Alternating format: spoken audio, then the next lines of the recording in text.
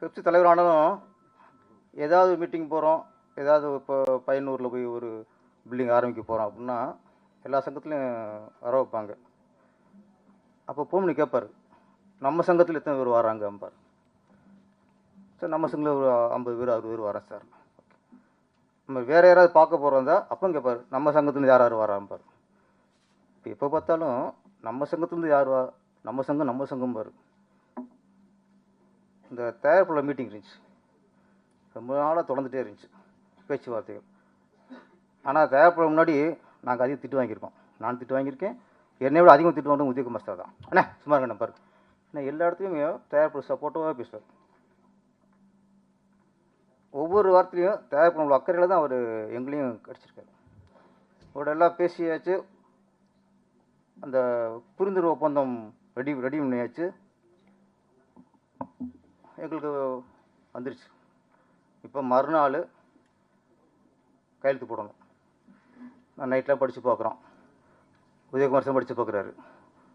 Night நாங்கள் 2 discuss பண்ணுறோம். அதில் ஒரு பாயிண்ட்டு இதை கொஞ்சம் பேசிட்டு அப்புறம் கையெழுத்து போடலாம் அப்படின்ட்டு தலைவர் சொல்லிட்டாரு. நானும் ஓகேன்ட்டோம். மறுநாள் மதியம் 3 மணிக்கு எங்களுக்கு அப்பாயின்மெண்ட்டு தயாரிப்பு சங்கத்தில் போய் நாங்கள் கையெழுத்து போடணும்ட்டு. காலையில் தயங்கி சார்கிட்ட கேட்குறேன், சார் இந்த மாதிரி கொஞ்சம் பேசிட்டு அப்புறம் கையெழுத்து போடலாம் சார்ன்ட்டு. டக்குன்னு கோவம் வந்துச்சு. உங்கள் சங்கத்தை நீங்களே பார்த்துக்கிட்டார். இது வரைக்கும் நம்ம சங்கம்னாரு, திடீர்னு உங்கள் சங்கத்தை நீங்கள் பார்த்துக்கலான்ட்டு டென்ஷனாக போன வச்சுட்டாரு. சரி, எனக்கு ரொம்ப மனசு கஷ்டமாக போச்சு. சரி, மனசு கஷ்டத்தை உதயகுமார் சொல்லி மனசை ஆற்றிக்கலாம் அப்படின்ட்டு அவருக்கு ஃபோன் பண்ணுறேன். உதயகுமார் சாருக்கு எடுத்தார். என்ன தம்பினார், இல்லை சார் இந்த மாதிரி நாளைக்கு கையெழுத்து போடணும்னு சொல்லணும் சார் சொன்னேன். சொல்லும்போது சொன்னார், உங்கள் சங்கத்தை நீங்கள் பார்த்து சொன்னாரா அப்படின்னாரு. இப்போ தான் போன வச்சான், அதே டைலாக் இவர் சொல்கிறாரு அப்படின்னா எனக்கு இவர் பேசியிருக்காரு உதயகுமார் சார்.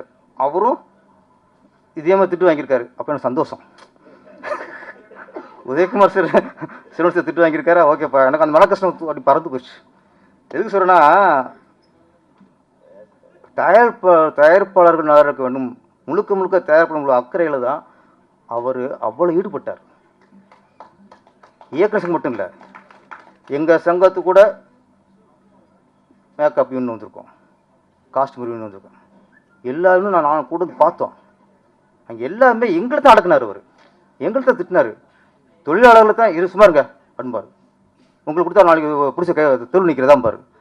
இந்த மாதிரி முழுக்க தயாரிப்பாளருக்கே பேசி ஒரு சுமூகத்தை கொண்டு வந்தாச்சு.